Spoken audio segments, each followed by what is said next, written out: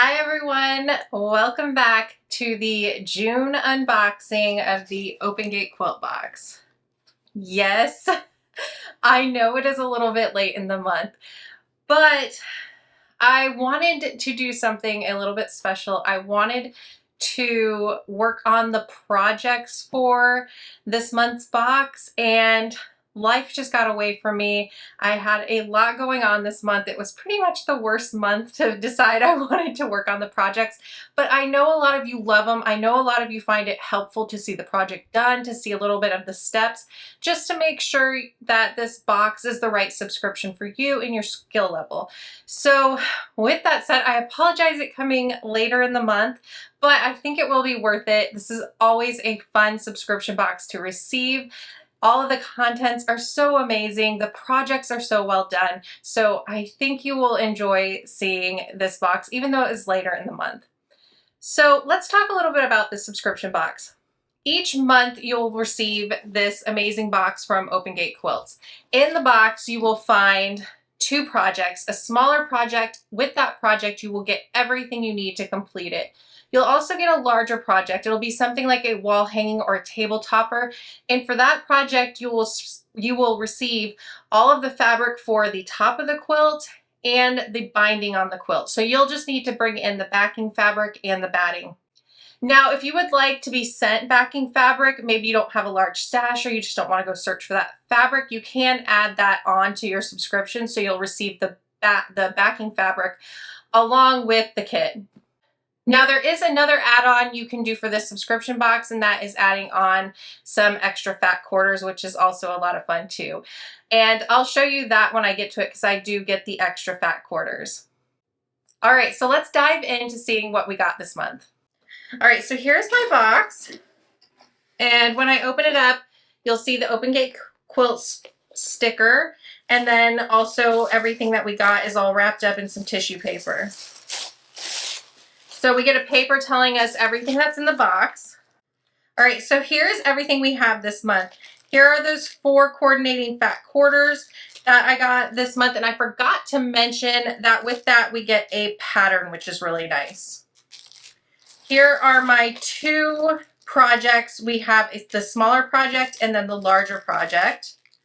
And here are the extra goodies. Now, usually I show the projects first and all the fabric with them, but because I'm going to put those together here in this unboxing video, I'm going to move on and show the extras first, the different notions that we got.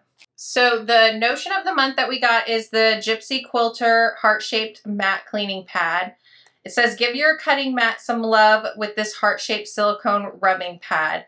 Use a circular motion to remove loose thread and fabric fibers and help heal the mat. So I don't have one of these, so I think that is fun to receive. Hopefully it will help me keep my mat clean. So I guess you just rub it. That's a horrible noise, so I apologize. My mat is getting pretty worn in some places. You can definitely tell where I make a lot of the same cuts over and over. All right, we always get a small spool of Aurifil thread. In this time, I got 50 weight white.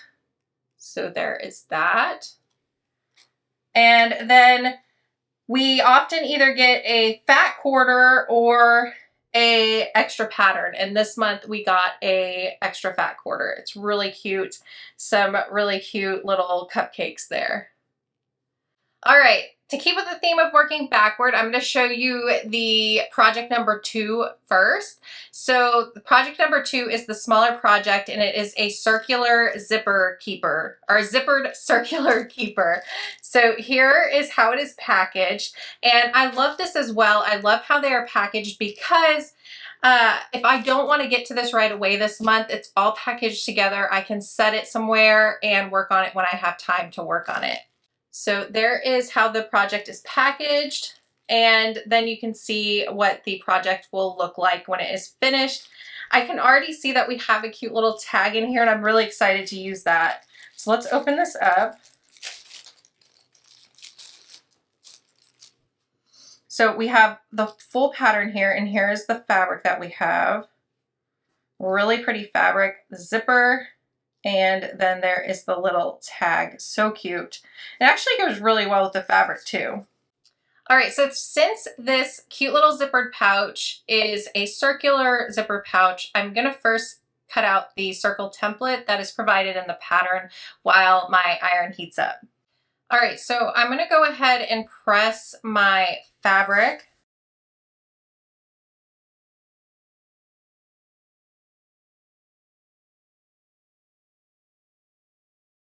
All right, so now that my fabric is pressed and I have the template cut out, we're going to cut out 4 of these circles. So I'm gonna pin this in place, and I need to make sure that I have enough room over here to cut 2 more circles. It looks like I do. I really hope I do. Maybe I should move this over just a tad more, and I think I'm getting nervous now. I think I'm gonna move this over into the seam allowance a little more, just so I give myself a little more wiggle room there.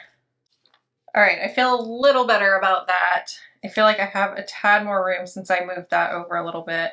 So let's try this again. Let's pin the template here. Since this fabric is folded, I'll get 2 circles cutting around the template here, and then I'll get 2 more cutting there. Now I'm wondering if I should fold this over 4 times. Then I would make, sometimes that might make it easier. Then I'll know for sure I'm have enough room for my 4 circles. Sometimes you just have to work on the fly here. Sometimes things come to you as you're working through. And since I have so many layers here, I'm gonna pin on all 4 sides. Make sure that it stays nice and even. Okay, let's do this. Let's cut. The nice thing is, if I mess this up, I can use fabric from my stash. I'm not gonna mess up though. This is a really cute, easy pattern. I just have to think about what I might use this for, what I could store in here. I think this will be nice. We've been needing to travel a lot this summer, and this would be a nice little pouch to store your like charger in and stuff, or your phone charger, whatever, earbuds, for when you're going on the plane, to put it in and pack in your bag or something. I think there's a lot of different things you could use this cute little zipper bag for. All right, that was nice. We got them all cut at one time. All right, so here are my 4 circles. Now your circles are only as good as you cut, right? Oh, I'm pretty good at cutting squares and all that. Even with the template though, curves are hard. So we're gonna take 2 of these circles and we're going to press them in half.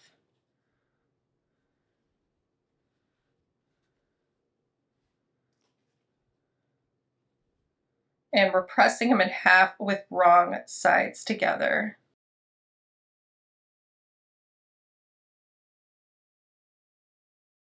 All right, and then we're going to be sewing the halves to the zipper. Now, I don't know if this seems like a kind of wavy zipper here. I'm gonna try to press it and get it to lay a little flat for me. And just to make sure I line this up even, I'm going to mark the center of the zipper. That's going to get covered up. This isn't washable.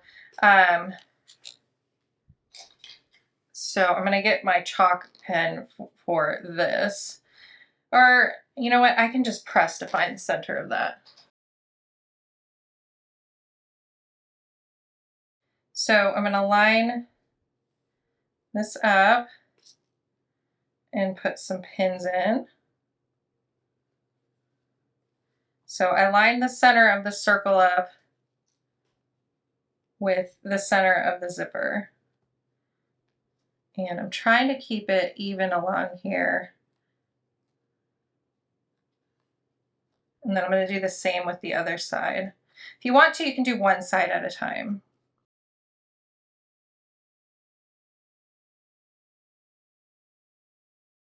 And then what I'm going to do is just top stitch along the edge of each side. All right, so I raised my stitch length a little bit, and I'm going to put on my 1/8 inch presser foot because that will help me be able to sew easily right along the side of that zipper. If I don't put this one on, it's going to be a little bit of a struggle to stay nice and even next to the zipper teeth. So I'm going to stitch right along the edge of the fabric here.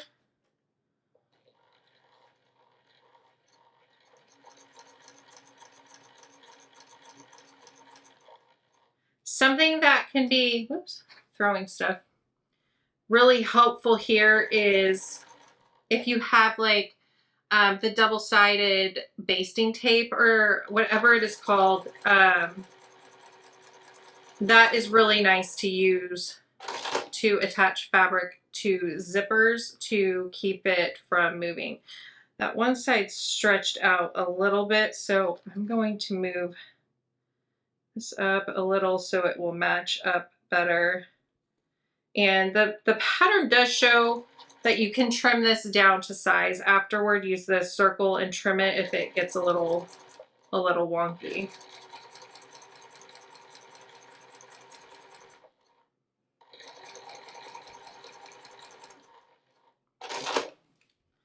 All right, how cute already. You can really see how it's gonna come together.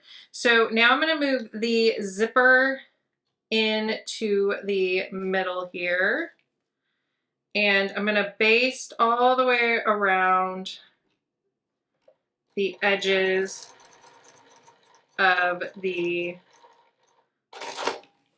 where the zipper is so it doesn't come undone.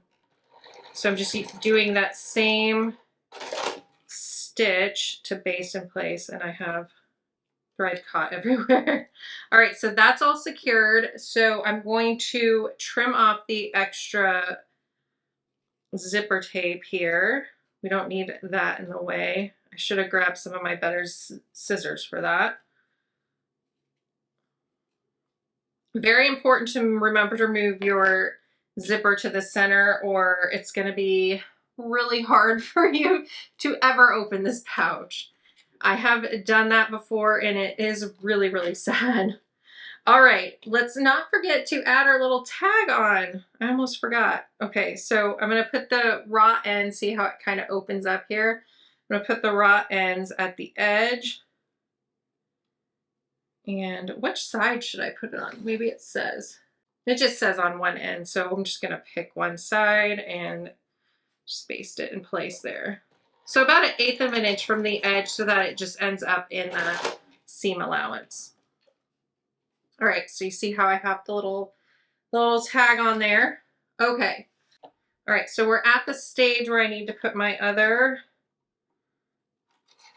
presser foot back on. I'm going to put this away. All right, and we're going to snip our little threads so they don't end up hanging out in our pretty little pouch that we're making. I'm going to put my stitch length back down. I don't need it up really high right now. And what we're going to do is we're going to lay our zipper right side up. So our zipper is going to be facing up for us. We're going to take one of those extra circles and place it down with right sides together. And you can see why it'd probably be helpful to trim up the first zippered portion that we made, because you can see that it is larger than the rest of it. I'm going to trim it all down later, and I'm going to be sewing around the part that's facing up for me, so I'm just going to leave it as is instead of trimming again. Now that final circle we're going to place right side up. And I'm going to grab some clips. If you saw my video a week or so ago, I made a cute little wall hanging organizer, and it's really nice to have all this stuff really right at hand for me. I can just reach over there and grab it. I know where everything is right now. I don't have it hanging on the wall. I have a little cube shelf next to me to help give me a little bit of extra workspace. So all that's right there, and it's right at hand, and it's really, really convenient. All right, so I'm just gonna sew around here. Now make sure you have your zipper portion somewhat open so you can flip this right side out. I'm gonna sew around with a 1/4 inch seam allowance. Sewing circles isn't hard, but I would say it also isn't easy. You really want to go slower than you normally would because you're gonna have to keep turning. So I keep wanting to speed up, but you really want to work somewhat slow because it's not how you normally sew, just straight lines, right?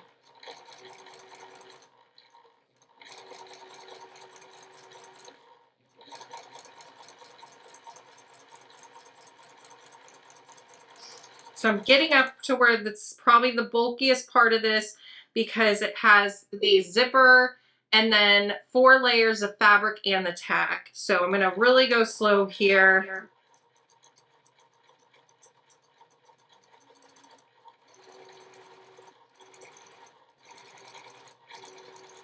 All right, we're back at the beginning. I'm gonna back stitch a little just to secure all those stitches.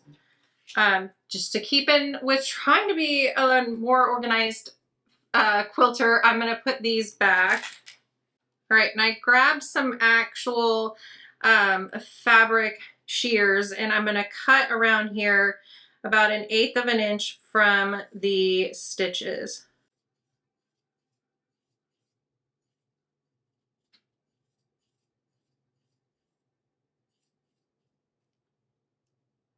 All right, so you can see one side is just plain, and then the other side has the zipper. I'm going to use that small opening there at the zipper and flip this right side out. And just push out the seam. We have the cute little tag there. Okay, I'm going to close it up. And I like to rub my fingers across the seam area. It really helps, you know, get that seam working and everything laying flat. And then I'm just going to press a little bit. I'm pressing with the zipper down, so I'm not pressing on that zipper directly. I'm pressing on the other side.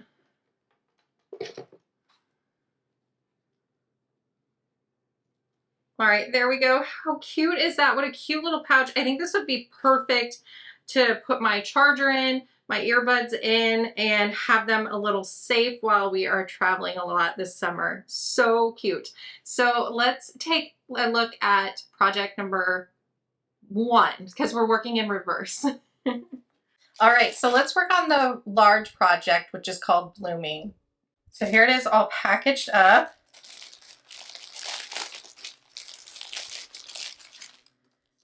And you can see here how beautiful this is going to turn out. It is absolutely gorgeous. Love the colors. All right, so here are the fabrics. It is fabric from American Beauty by Riley Blake Fabrics. Beautiful, love this floral. We have white for the background, a blue, and you can see there's a little bit of a pattern to it, and then a red tone on tone with a little bit of a pattern too. So again, here is the project we will be making. All right, so I am going to get my fabric pressed and cut. I cannot give cutting instructions for this pattern because it is a part of this subscription box you have to subscribe to get all the cutting information, but I'm going to get it all cut and then I'll show you how to piece some of this quilt together. All right, I have all the fabric cut, and the first pieces I will be using are these squares and rectangles. The red is going to be the body of the flying geese that we make with these white squares, and you can see I went ahead and drew a line corner to piece those. Once we get the flying geese made, we are going to add on these blue fabrics, and these are going to make a modified flying geese. Some other pieces I have cut are these center accent squares. These 2 strips for some strip piecing. We have some white triangles for corner triangles and top and bottom triangles. Some fabric for the inner border and the outer border. And then the red is our binding fabric. So I'm going to start with making the flying geese and then the modified flying geese. Once all of these 16 are made, I think the quilt will come together pretty quickly. All right, so the first thing I'm going to do is take one of my red rectangles and one of the white squares that I have a line drawn corner to corner. I'm gonna lay the square down on one side of the rectangle, and I'm gonna sew right along that drawn line. All right, so I have that line stitched, and now I'm going to trim off a 1/4 inch away from that stitched line. All right, I'm going to finger press it over gently, and then I'm going to press it with some heat. All right, and so now I'm going to sew on another of these white squares along the other side of the rectangle and sew along that line as well.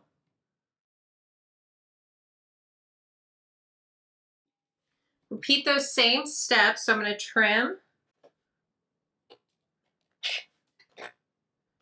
Then I'm going to finger press.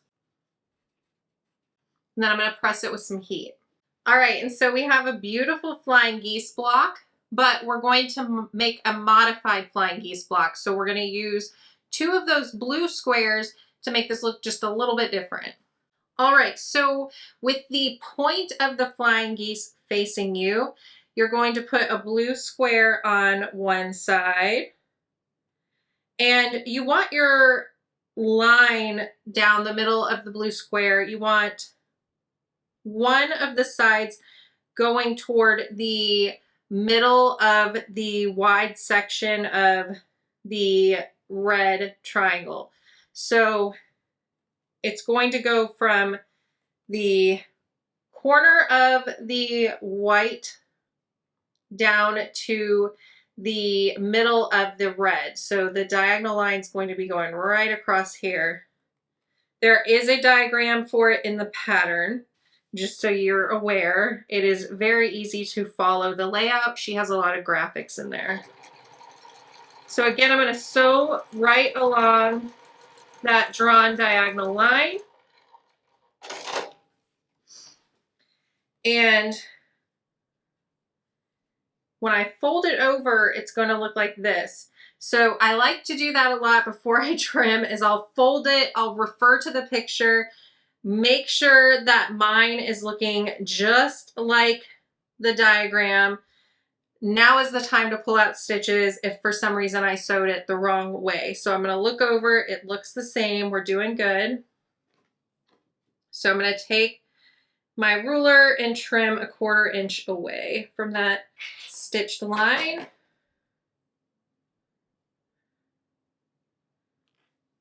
I'm going to finger press. And then I pressed it with some heat. So I have one of the blue sides on, and then I'm going to do the same thing with the other side. So I'm going to have the point facing down toward me. I'm going to lay my blue square on the opposite corner, and then I'm going to make sure one diagonal side is along the white, and then it goes to meet where the red is. Now it is overlaying one side of the blue, but essentially what we want is we're going to be making that red fabric. It's going to be a square in the middle of this white and blue fabric.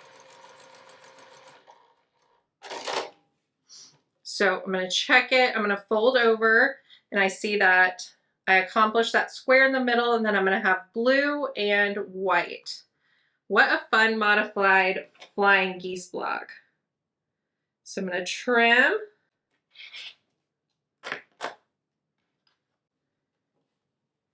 Finger press. And then I'm going to add some heat. All right, so that is how we make that flying geese block.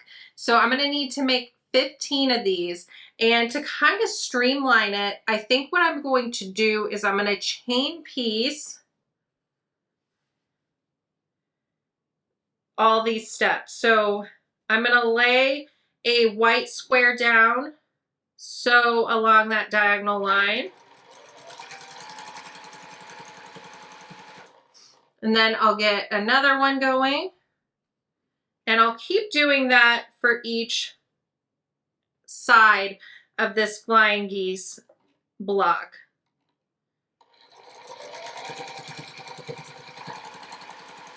So I'll get all those sewn in place, and then I'm gonna go ahead and trim each one, press each one, put the other side on, chain piece it, get that all trimmed up and pressed, and then I'll add on one blue side, do all of the sewing, trim all of them, press all of them, and then sew on the last side. I think that'll streamline getting all of these finished. So I need 16 total, so I need to do 15 more.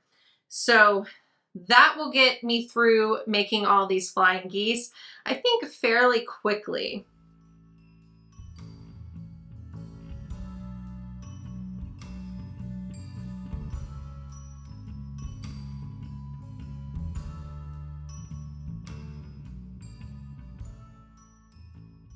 After getting all of the modified flying geese sewn, we have a little bit more prep work to do, and that is to sew our two strips together that we are using for strip piecing. So place them right sides together, and then just sew a 1/4 inch seam all the way along it. Strip piecing makes piecing like 4 patches really nice and easy.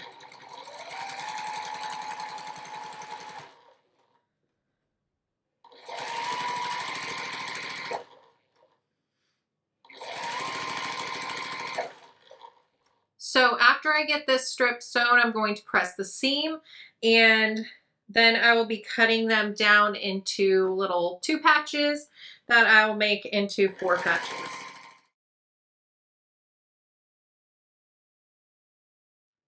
All right, so I have the little 2 patch segments here. They are so adorable. I'm gonna lay them right sides together in a checkerboard pattern. So I have red facing white on both sides, and then I'm just going to sew a 1/4 inch seam.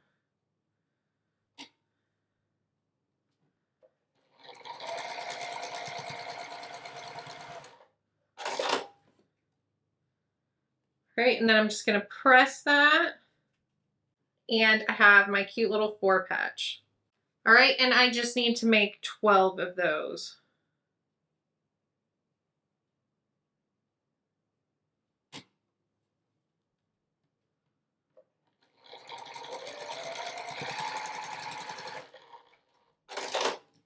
All right, now that we have the modified flying geese made and the 4 patches made, I can show you the blocks all put together here. So here's block A laid out, and I absolutely love the way it looks. A couple things to note for this: we're going to make 2 of these blocks, and when you kind of lay it out and bring it together, you're going to want to make sure with the modified flying geese that the white is facing our center accent block, and then make sure with your 4 patches that the red is pointed in toward that center block as well. So again, 2 of those.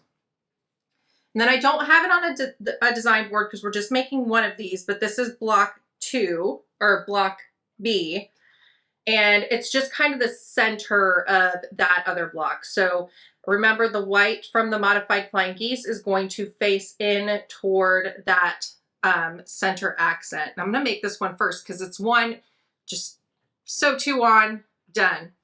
And then block C, we're going to make 2 of these, and it's kind of an all together version of the block.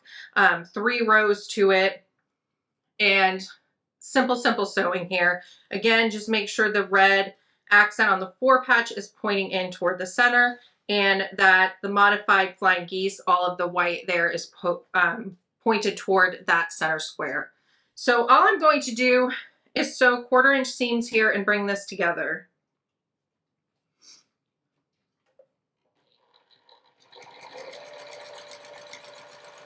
A little tip when you're sewing across those points on flying geese is to watch your needle, and when you get up to where that point is, just make sure you're just inside of the stitches.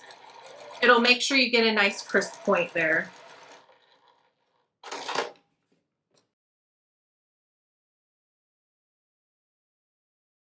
Something really helpful within the pattern is that we're always told which way to press the seams.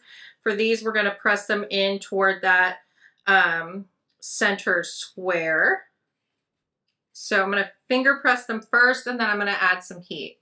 All right, so that's all pressed. I'm going to bring all these blocks together and then assemble the quilt top. In the pattern, it shows the layout for the quilt top and the borders, all the pressing. It's very, very easy to follow. So I'll show you my quilt top all brought together, and then I'll also show you the extra fat quarters that I received with that add-on option. I almost forgot to show you. I apologize for that, but I will show you those as well after I bring this top together. So here is the top all finished. I'll get it quilted up later in the week and put the binding on. I'll try to post some pictures on social media, on my Instagram or Facebook page, so you can check them out there. But look at how cute this is. The colors are just perfect. The pattern is beautiful. It'd be fun to make a few more of these blocks and make a larger quilt. I just love the design, and the modified flying geese are so fun. All right, so there's the finished quilt, and this is the large project. Remember, the small project was that circular coin purse. Very, very cute. So again, let me show you the fat quarters I received and the pattern. Again, I think I kind of gave you a sneak of the pattern, but I do want to show them all to you. It's kind of hard to see through the plastic bag. So there are 4 coordinated fat quarters in here, and then we get a pattern. So the pattern is a really cute heart design. And then here are my fat quarters. Beautiful floral.